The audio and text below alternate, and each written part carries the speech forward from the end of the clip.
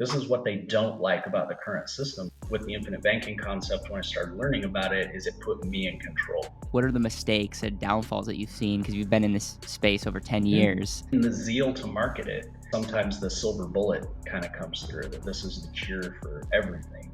And of course, that's just not true of anything. That would probably be my one critique of Pamela's book. It's just not this magical thing that's going to save your marriage and all the things. People misuse their life insurance policy and are worse off because of it. You should always have both an entry and an exit plan anytime you take a policy loan. It's a foundation, but you still got to build the house. And some people are not good at building houses. I explain to clients all the time, it's not free money. Yeah, I'm going to ask you a question that you may have never been asked before. John, welcome to the BetterWealth show. Caleb, thanks for having me. Super excited. I'm excited to have you on because I didn't tell you this when you popped on, but the Bank on Yourself book was the second book I've ever read on the journey of trying to figure out how life insurance works. And I read R. Nelson Nash's book, and it was awesome, but it was like I still had some questions, and I just was a little bit confused in some areas. And now looking back, I took Nelson's book a little too literally, whereas I should have just got the concept. And so I read Pamela's book, Bank on Yourself Revolution, which we'll have down below. And that really started opening my eyes to, okay, this could be a strategy that could be integrated across the board. Since then, I've never interviewed someone that was a part of that organization or specializes in their firm. I think we would all agree that we do very similar things at the end of the day. But I'm excited to have you on. I know that you have personal stories about how you've integrated this in your own life, and then I know that you work with clients all over the country and probably have some unique stories there. And so, welcome to the show. And there's lots of questions I have for you, but I would love for you to give a 2 to 3 minute overview. If we're going on a short walk and you want to give context of who you are, why you do what you do, I would love to get that context before we jump in. Absolutely, I'd love to. So actually, my journey in terms of the books is kind of similar to yours. The first book I ran into was Nelson's book, Becoming Your Own Banker, and that was through.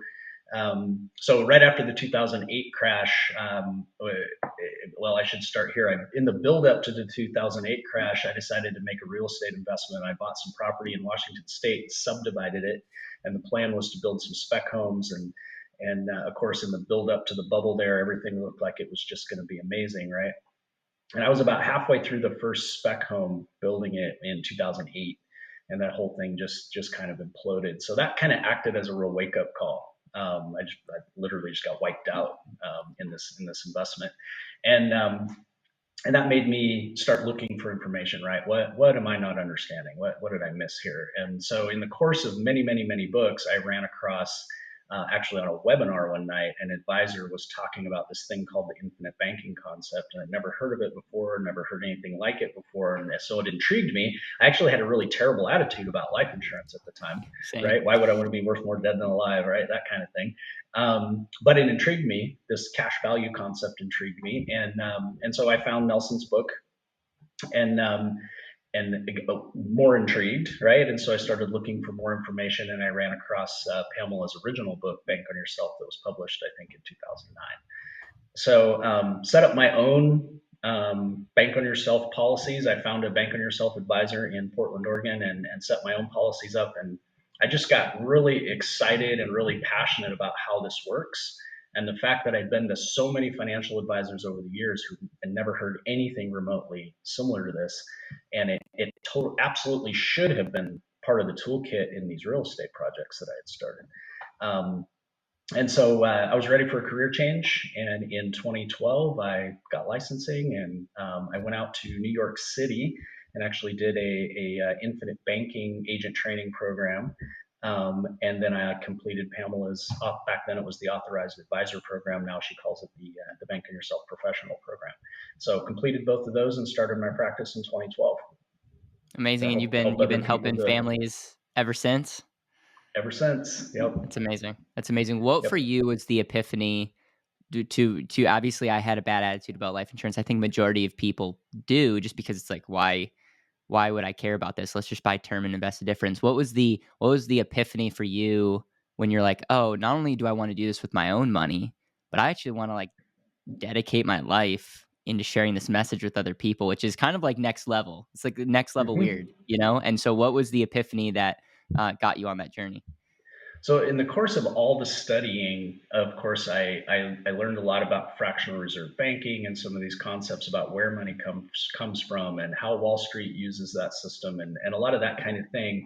And what it all comes down to is control, right? What I came to realize is I had really no control with some of these systems, and what I instantly recognized with the infinite banking concept when I started learning about it is it put me in control. It put me in control of the financing equation of my money and what I wanted to do with it, with as little outside influence as possible. And that was the real epiphany for me. And in the people I knew personally and acquaintances through the corporate work that I did before I started my practice, I knew that this is something people want. This is what they don't like about the current systems is they have no control. It seems like Yeah. these events happen as completely out of their control, and half their retirement is gone, or their Yeah. house goes upside down, or whatever the case may be. So it's all The about control. Yeah, the I think the epiphany for me, and it's very similar, is this concept which I call controlled compounding, which it's like, yeah, we saw the power of compounding and the power of what compound interest can really get you in the future. I think that's what I've fleshed Hmm. out more of, like, it's not just the internal rate of return and the growth rate, but it's actually like what that actually will result in the future. But it's having that and having control and not Hmm. having to choose between one or the other. And I think a lot of people in their financial decisions they make, they're making a choice. They're controlling, but they're giving up a potential better future. But by control, they could be making moves, and that could be great. Or you could lock up your money and could just compound for the next 10, 20, 30, 40 years. That's great. But what is the value of control? Some people should do that because they're if Hmm. controlling money is actually a negative thing. That's where I hope we can talk about some negative sides of when people do infinite banking and bank on yourself, because it's a foundation, but you still got to build the house. And some people are not good at building houses. And so I think there's in anything, it's not just all rosy eyed glasses. And that would probably be my one critique of Pamela's book is, it was amazing for when I first got started. I'm like, this is amazing. But I was like, she almost makes it sound like you can use your policy and you should be like going on vacations and buying cars. And while it still is more efficient than maybe using cash because of opportunity cost, I think what sometimes that gives us is like, oh, like we're just going to get rich going on vacations and buying cars. Where I think that Yeah. what I would say is like, hey, if you're already going to do that, then let's have a conversation about the most efficient way. But Hmm. it's not like, let's not get it twisted that you're not like, it's just not this magical thing that's going to save your marriage and all the things. But it's an amazing foundation. I'm curious your thoughts on all the points that I So made. I talk with clients all the time as we go through the education process, and that's a key point as well. There's a process to this, and it's going to take a while to walk someone through to a point where they can really make an educated decision about this is good for me or not, maybe not. And I view my role as helping them make that decision, not to sell this to them. So I explain to clients all the time, it's not free money. That's, I think, what happens is they fund the policy a little bit and they've got some cash value in there, and then oh wow, I can take this loan and I can go do XYZ with it, and it feels like it's free money, right? Like Yep. it just came out of the sky somewhere, but it's not. You put the money in there, right? It's your money, and Yep. it's just like if any other place you might keep your money. You have to treat it with respect and care and caution when you go into anything. And you should always have both an entry and an exit plan anytime you take a policy loan, Yep. right? What's the repayment? What's the exit plan? How does this going to work and over what time frame? That should be part of the equation every time. Yep. And I think that's the part that gets missed, in the zeal to market the concept, which I appreciate because the people need to Yep. know about this. But in the zeal to market it, sometimes the silver bullet kind of comes through that this is the cure for everything, and of Yep. course that's just not true of anything, including Yep. bank on yourself or infinite banking. Yeah, I'm gonna ask you a question that you may have never been asked before, Oh, and it's not awesome. necessarily it's not an amazing question, but do you have any examples that you know of, or of your clients that have used, infinite banking overfunded life insurance, and it like it hasn't like what are the mistakes and downfalls that you've seen because you've been in this space over 10 Mhm. years. I'm sure you've seen cycles. What are some of the tells or stories of how people misuse their life insurance policy and are worse off because of it? For sure. So there's two examples I like to use. One is actually not a client, but here's why. So this young lady was referred to me at one point by someone. She had inherited an amount of money, not that much, 15, 20,000, something like that. And she desperately needed a car. And someone told her, "Oh, you've got to put that money into a whole life insurance policy and then borrow it out and finance your car, right? You have to do it. Call this guy, right?" And so I have a conversation with her, and I realized pretty quickly that she essentially has no resources other than this windfall she just received, Yeah. which means there's no way she's going to pay a policy loan back Yeah. in any reasonable time frame. So after the conversation, I essentially did not recommend, right, that she use that money. You desperately need a car, go get a car. Yeah. Don't, there's no reason to do this. However, you should start saving, right? So if you want to get something small going when you have some extra money and then start building it up, absolutely, this would be a great way to do it. But this isn't the solution for your car. So I use that quite often as a great example of where it's not the right fit. Right, there has to be some resources there to repay a loan as if you were going to finance whatever that is from anywhere else.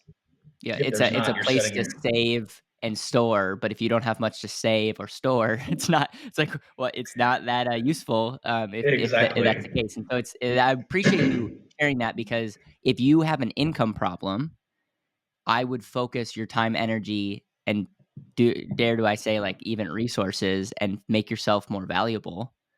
And then, I like, agree. then as you have the first world problem of like, "Hey, okay, what do I do with my money that I'm starting to make?"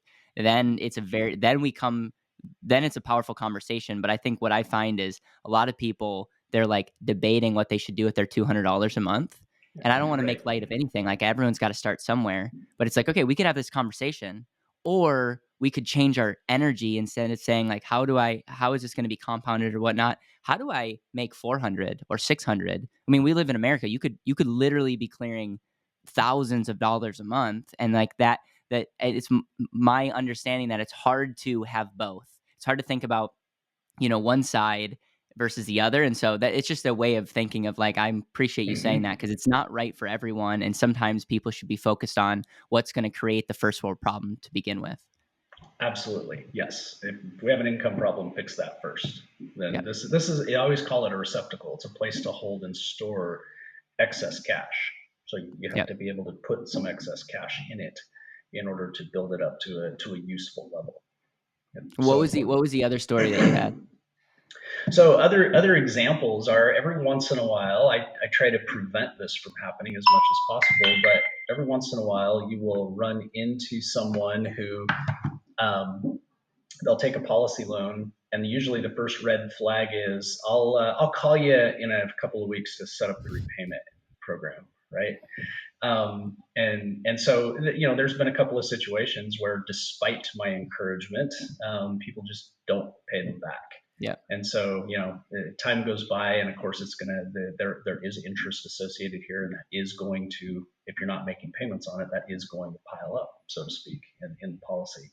Um, so, fortunately, with these policies, there's ways to deal with that once you do realize you need to deal with it. And so, it's never any terrible stories. But that would be another example of feeling like it's free money. I'm just going to borrow Yeah. this, I'm going to do this over here, and then they kind of forget about that. They thought it was free money. They forget that they've got to pay it Yeah. back. It's going back to what you said about the understanding the exit, like how am I getting in, how am I getting out, Hmm. and yeah, I mean, I would say the mistake that I've seen is people taking a policy loan and not realizing risk into the equation. It's like, oh, it's Hmm. like I'm gonna make 12% over here. I'm paying maybe 5% here. That's 140% spread, and it's the math is true, but the problem is the due diligence on the quote unquote 12% investment wasn't Exactly. wasn't there, and so it's like on paper that looks great, but we didn't factor in risk into the equation, and there's a possibility that, you have nothing over here, Yeah. and so it's yeah, you have your policy, yeah, it's continuing to compound, but you have an outstanding loan, but like you could point to, was it the policy's fault or is it the individual's fault who made that decision? I think it's like it's universal, right? But Well, the it's policy is agnostic, right? yeah, I It mean, works the it way it will works. it will yeah, it will do the exact same whether you borrow against or not in many Yep. cases, and it's not gonna make your investment amazing, but it might give you the ability to make that move. Before we jump into some of the success stories, because I know you have plenty, and I know you have an interesting Hmm. story yourself, what is your framework for when people want to use a policy? Like, do you have a framework of when you should borrow, when you shouldn't, and how you coach your clients or people that you teach around, that? Because that's a question that we get quite frequently. Yep. So I don't have like a file of rules that I go to, but it's an individual situation, right? I try to be very interactive with clients, so I want to have a conversation. What are you doing? Why are you doing it? What are the details? I have an example of a client recently that's along this topic that wants to do he wanted to do a syndication deal, and he was pulling a pretty large amount out of he and his wife's policies to do it. And he had, based on the information he got from the syndication operation, he had an idea what the outcome was going to be and was very excited about it. So I said, send me everything they sent you. And I was able to look through it all and then build out a spreadsheet and kind of say, okay, here's the best case scenario, here's the worst case scenario, right? This is the most likely how it's going to work out for you. And it wasn't quite what he thought it was going to be, the most likely scenario, but it was still good. And he went forward with it. He did it, and it's going to be a 7-year thing, and it should work out really well for him. But it was important to me that before he did it, he knew all the information. Right, this Yeah, is the worst thing that could happen. This is the best thing that could happen, and this is probably right in the middle here. Is probably what's going to happen. That way, he's fully aware, eyes wide open. No surprises or as few as possible. yeah. I think that's great. What I always say is the cost of controlling that money, which is the loan cost. You need to factor that in, and you need to Hmm. value whatever you're using that money greater than the extra costs that it's costing you via the loan. So in Yeah. an investment, it's super simple because it's like, hey, if I'm borrowing at 5 and earning 4, I just lost 20% on that transaction. Like that's not good. Yeah. But if Yeah, I'm and that's making where he kind of went off the rails a little bit with his calculations. Was the cash flow during the 7 years.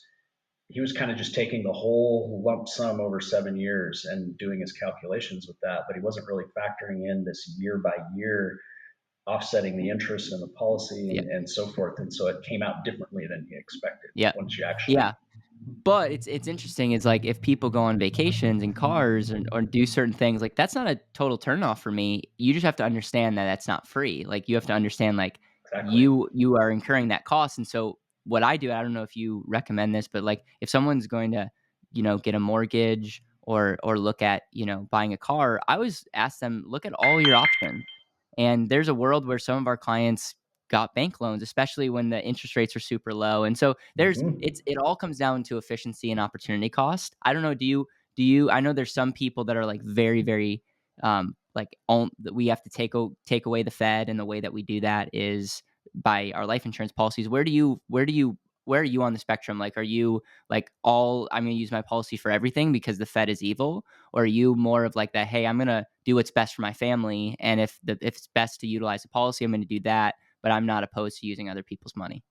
Sure. While I would love to see the Fed and that apparatus go away, I'm not in that camp of somehow we're gonna kill the Fed by using life insurance. And that there's a book written that pretty much explains how that would work, and I think that's where people get that idea a lot.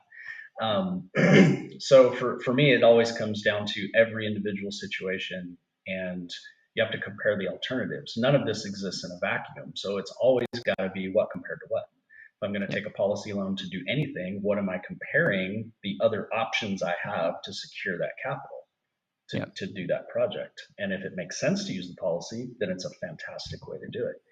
But it might not always make sense. Like you said, if interest rates are super low or if cash flow is a problem, some of these things might make other types of financing more appealing depending on the objective. Yep. Let's move on to some of the success stories and fun stories, and that's probably the thing that I loved most about Pamela's book, which we'll have down below. I would encourage anyone who you're on this journey, like check it out. It's an amazing book. And like I love the examples that she gives, and I think there's a Hmm. power in testimonials because you're going to share how your love for sailing and how you're creating an asset and living more intentionally, and your life insurance policy is a foundation of that, which I think is great. And I'm sure you also have some other cool examples there. And so I would love to hear your personal story and how you've used it, but then how some of your other clients have used it, just because I believe there's power in different examples. Absolutely, for sure. That's one of the greatest things about the Bank on Yourself Revolution book, is all the anecdotes, right? She just has tons of example, real examples of people and what they did, and I agree, it's super powerful. So for me, when I started looking into these things, there was this intersection. I'm an avid sailor. I love sailing. I love going, long distance sailing, right? Not really. I love day sailing too, but really getting on a bigger boat and going for days and days. And so I mentioned control, this whole idea of being able to control things, and part of that for me that I discovered during this whole process was lifestyle design. That you can design any kind of life that you want, and I saw these policies as a way to be able to do that, to finance that endeavor. Um, and so that was part of what led my decision to start my practice and become go into financial services and help people understand this concept and how to use it. But the other part was that probably a very unique part of my practice is I've been 100% virtual from day one. So, but before it was cool during COVID, right? I joke a lot. I used to have to like explain painstakingly how to get on Zoom or whatever, and now everybody knows, right? So it's easy. But Everyone so thought what you were that crazy, and then they all called you during COVID, and they're like, "Hey, how do we do this again?" And Yeah, so right. it's amazing. Yeah, exactly. So for me, there was this opportunity to do a couple of things. One is to be location independent and be able to travel and do some things. So I also became a certified sailing instructor, and a U.S. Coast Guard licensed captain, and I own a sailing school today. And so I was able to, for instance, live and work from La Paz, Mexico. That's where I am today, and pursue this dream I had of being able to teach people to sail and enjoy this amazing sailing lifestyle, and help them understand bank on yourself and create policies and create lifestyles that they want, and understand that difference, or that concept. And so the way I've used the policies over the years is obviously, so sailing is very seasonal. Financial services is not a consistent business, we'll say, right? Mhm. Volumes increase at times and decrease at Yep. times. My policies allow me to smooth that out, right? So that when things are rolling in, I'm funding policies and building that up, and when things are a little leaner during months, I'm able to draw back out and then put back in. And so I've talked about this concept with real estate people, big ticket item salespeople, right? This is a concept all of them could use. Um, so just this idea that you can use, and then of course we've invested in real estate over the years. I've used my policies to buy boats, buy real estate, sell real estate, et cetera, et cetera. Our current project is a sailing school that we just launched. So that's what we're using it for right now. And so we continuously use the policy and pay it back, use the policy and pay it back, use the policy and pay it back, but it's very project oriented as well. And it's been a fantastic way to manage that and build this lifestyle that is absolutely amazing. It's For exactly what I want. Yeah, that's amazing, and for those that, really dive into life insurance and retirement, you know that life insurance can be called a volatility buffer because if there's volatility in other assets, you can let those, do its thing and utilize life insurance and you're just gonna have better results if you don't have to take money while something is down. And the same thing goes with this could be a volatility buffer in business and Hmm. it creates it really creates you to live intentionally, but you're creating that foundation and buffer to be able to do that. Love that example. And you, I mean, you even said it before. We're all about intentional living, and I think intentional living is maybe a cute phrase, but part of the reason I'm so passionate about that is because of a lot of this education.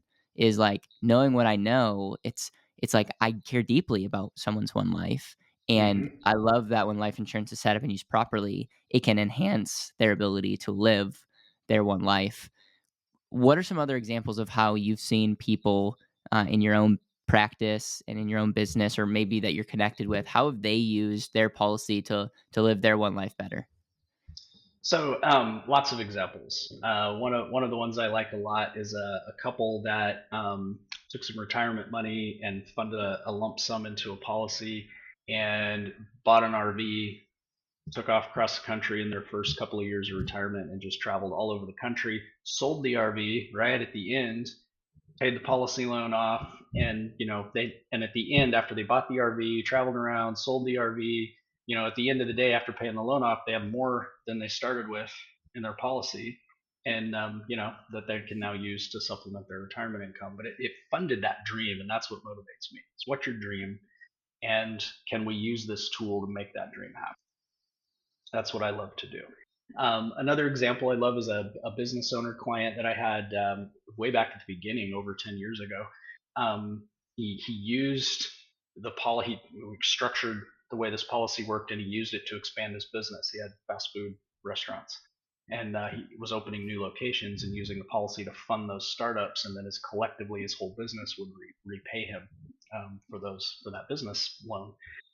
And then he reached out. We did a review here about maybe a year ago, 2 years ago. Well, now he's approaching retirement, and so we're restructuring some things. He opened a couple new policies with some cash he had, and now we're positioning him to transition out of his business and into retirement. So I love this concept that these policies kind of leapfrog through your life, Yeah. right? So at this point in your life, it's good for this, but now things change, and the policy's still there, and it can adapt to the next change and the next change, and it's with you for your whole life. And at the end, that death benefit is going to pass to the next generation, and it just kind of this. I love this concept that it's there the whole time, right? Yeah. However long you live, it's just leapfrogging through all the events of your life. It's amazing, John. What's been the biggest epiphany that you've gotten since you got into this business? So obviously the epiphany of like, oh, I love control. I love that I Mhm. can control my money and all. But as you started to work with people, this is over 10 years in this specific field. Anything that you've learned about yourself or about how money works that has enhanced your ability to serve people? Peace of mind, right? I've watched it give people peace of mind, where Yeah. they can predict, they have something they feel like they can count on, and you see that confidence come out. And that was kind of my experience as well. As the years have gone by with my own use of these tools, my confidence is very high, and the peace of mind is very high. Right? I'm not really worried that my insurance policy is going to get wiped out. Or yeah, now that I understand really deeply how all this works, it's not a concern that's going to happen. Is it possible? Anything's possible, but it's Yeah. extremely unlikely. There's a lot of things that are gonna happen before that. Yeah, exactly. That's what I always We say. got bigger issues. I think, obvious point would be if insurance companies are failing, that means almost every other financial institution has failed, and I don't think the dollar bill is going to be something that's Yeah. valuable, period. Yep. So I think I, we I, got I bigger. say that all the time. If this particular insurance company that has been paying their policy owners out these dividends because they've performed better than expected for 120 years suddenly can't do that, I don't know what's going on in the world, but it probably doesn't matter where Yeah, yeah. I think that's a great statement. I've seen some and I've heard some crazy things of people that put in their will that if the rapture comes, where their money it's goes to save right. the a lot. Like it's just I'm like, all right, well that is that's I did not That think about that, but I'm that is glad that you're forethought. that's forethought. So, John, is there anything else on your mind that you? I mean, this is a conversation. I obviously want to put out as much different perspectives as possible. You can challenge me on things, but I before we end, is there anything else on your mind or so anything something else? It doesn't have to be life insurance related. Just kind of giving you the floor. So I always like to make sure we talk about two things. One is do something, take action. Anybody listening that's been thinking about it, or and take action might just mean have a conversation with someone, but take action, do something. and figure out whether this is right for you. And if it is, go forward, right? Because the old proverb that the best time to plant a tree was 20 years ago, but the second best time is today, right? So just take action, do something with it. And the second thing is tune out the marketing messages, including my marketing messages and Yeah. Pamela's marketing messages, and all the naysayers that are all over the internet now. Just tune all that out.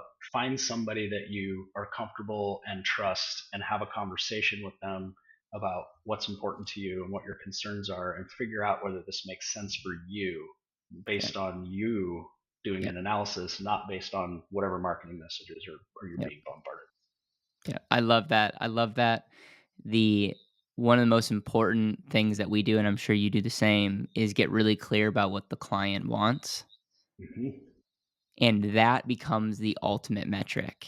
It's Totally. like my greater vision in Better Wealth is to make intentional living the new wealth metric, because I think it's disgusting that people trump the ROR or net worth or even cash flow, and that becomes the most important thing that we're optimizing around, and we're missing the actual human that we're quote unquote helping or serving. And so I think it's Good. really important for you to decide, what do you truly truly want, and then reverse engineer your time, your money, your relationships, and your skill sets around that. And it's a lie that you have to be 65 or 70 to reach that. That's a lie.